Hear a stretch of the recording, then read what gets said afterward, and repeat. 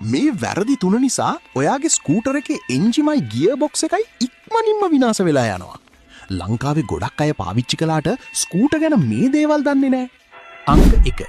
Hub oil. එහෙමත් නැත්නම් gear oil මාරු නොකිරීම.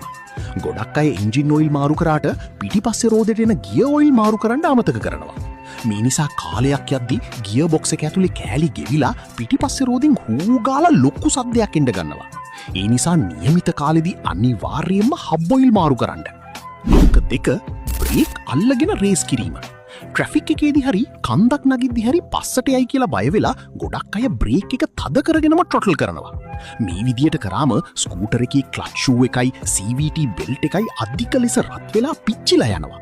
අන්තිමට පෙට්‍රල් වැඩ කරන්නෙත් නෑ. බයික් එකේ පිකප් එක සම්පූර්ණයෙන්ම බහිනවා. අංක 3. එන්ජිම රත් වෙන්න කලින් එකපාරටම රේස් කරලා යන එක. උදේට ස්ටාර්ට් කරපු ගමම්ම ෆුල් ත්‍රොටල් එක දීලා ගියාම එන්ජින් ඔයිල් හැම තැනටම ගිහින් ඉවර නැහැ. මේ නිසා ඔයිල් නැතුව යකඩ එකිනෙක ඇතිල්ලිලා පිස්ටන් එකයි සිලින්ඩර් බ්ලොක් එකයි හීරිලා එන්ජිම ඩවුන් වෙනවා. ඒ නිසා ස්ටාර්ට් කරලා තප්පර 30ක්වත් තියලා යන්න ගන්න.